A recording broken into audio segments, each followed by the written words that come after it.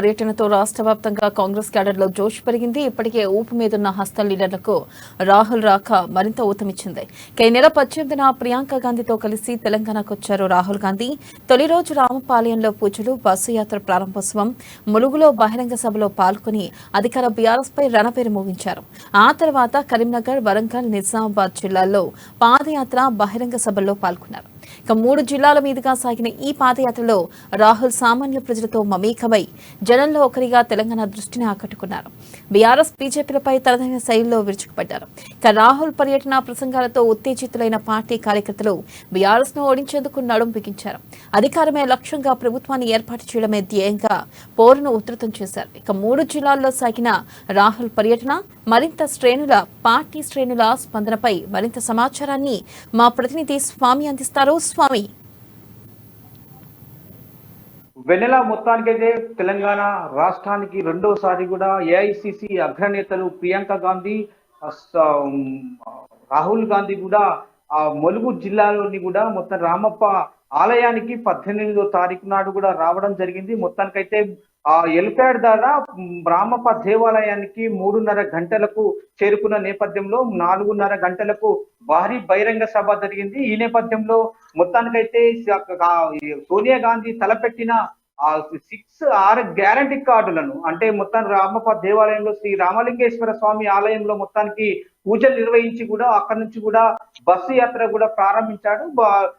AICC నేత రాహుల్ గాంధీతో పాటు ప్రియాంక గాంధీ, మొత్తానికైతే రాష్ట్ర నేతలు, జాతీయ తెలంగాణ పిసిసి చీఫ్ రేవంత్ రెడ్డితో పాటు ఉత్తమ్ కుమార్ రెడ్డి, మల్లు భట్టు విక్రమార్క, అదే విధంగా కూడా జాతీయ నాయకులు అజారుద్దీన్ తో పాటు కూడా మొత్తానికైతే ఇక్కడ పాల్గొని కూడా విజయవంతం చేసిందని చెప్పుకోవచ్చు. ఇప్పటికే 6 గ్యారంటీ కార్డులను కూడా ప్రభుత్వం రాగానే 100 రోజుల్లో కూడా మొత్తానికి 6 గ్యారంటీ కార్డులను, స్కీమ్లను మొత్తం తెలంగాణ రాష్ట్ర వ్యాప్తంగా అమలు చేసే బాధ్యత నాది అని చెప్పి ఒక ప్రసంగం అయితే ఉంచారు. మొత్తానికైతే ప్రసంగంతో ములుగు జిల్లాలో జరిగిన నేపథ్యంలో ములుగు జిల్లా అంతా ఆదివాసీ గుడారాల్లో కూడా మొత్తము కాంగ్రెస్ పార్టీ జోస్ అయితే చాలా నింపిందని చెప్పుకోవచ్చు. ఇప్పటికే కాంగ్రెస్ పార్టీ కసరత్తు చేసిన నేపథ్యం అయితే కనపడుతుంది. మొత్తానికి తెలంగాణ జిల్లాలో కూడా ప్రభుత్వం రావడానికైతే మాత్రము అలుగుడు వేస్తున్న నేపథ్యం అయితే కనపడుతుందని చెప్పుకోవచ్చు. మొత్తానికైతే ప్రియాంక గాంధీ రాకతో కూడా గతంలో ఇందిరా అమ్మను పోలి ఉంది అని చెప్పి కూడా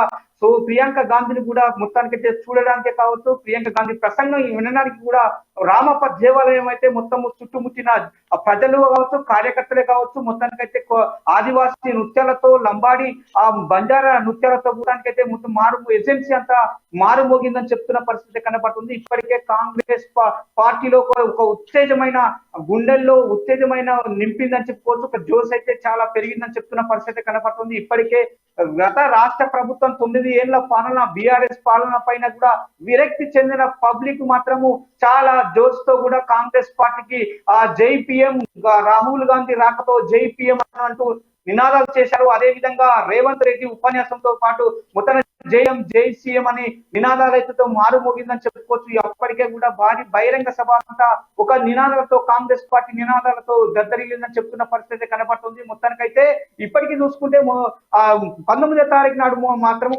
భూపాలపల్లి భూపాలపల్లి మీదుగా కూడా సింగరేణి కార్మికుల కష్ట సుఖాలను మొత్తానికైతే రాహుల్ గాంధీ ప్రత్యేకంగా పరిశీలించి కూడా అక్కడ కార్మికుల కష్ట సుఖాలను తెలుసుకొని మొత్తం కాంగ్రెస్ పార్టీకి జోసు నింపేందుకు కూడా మొత్తం కాంగ్రెస్ గనులను అంటే సింగరేణి గనులను కూడా క్షుణ్ణంగా పరిశీలించి కార్మికుల కష్టాల కొరకు కూడా ప్రత్యేకమైన ప్యాకేజీ కాంగ్రెస్ చేపడుతుంది. వాళ్ళకు ప్రత్యేకంగా ఉత్తమ అంటే ఉద్యోగులు గుర్తించి కూడా వాళ్ళకు నిధులు ఇచ్చే ఏర్పాట్లు అయితే చేసినట్టు కూడా చెప్తా ఉన్న పరిస్థితి కనపడుతుంది. మొత్తానికైతే కాంగ్రెస్ పార్టీ ఇచ్చిన హామీలను ఖచ్చితంగా నెరవేరుస్తుందని చెప్తున్న పరిస్థితి కనపడుతుంది. తెలంగాణ రాష్ట్ర ప్రభుత్వం తెలంగాణ రాష్ట్ర సాధనలో కూడా కార్మికులు అంటే సింగరేణి కార్మికులు చాలా కష్టపడి కూడా సాధించుకున్న నేపథ్యం అయితే కనపడుతుంది చెప్తున్న పరిస్థితి అయితే కనపడుతుంది. అక్కడ మీదుగా కాటారం అంటే భూపాలపల్లి మీదుగా బైక్ ర్యాలీతో ఒక యువత మాత్రము వేలాది సంఖ్యలో యువత పాల్గొని కూడా ఆ యువతతో కూడా ర్యాలీలో కూడా నేరుగా రాహుల్ గాంధీ కూడా బైక్ ర్యాలీ నిర్వహించి అక్కడి నుంచి మీదుగా కాటారం, కరీంనగర్ చేసిన పరిస్థితి కనపడుతుంది. కాటారం మీదుగా మొత్తం కరీంనగర్ లో కూడా వారి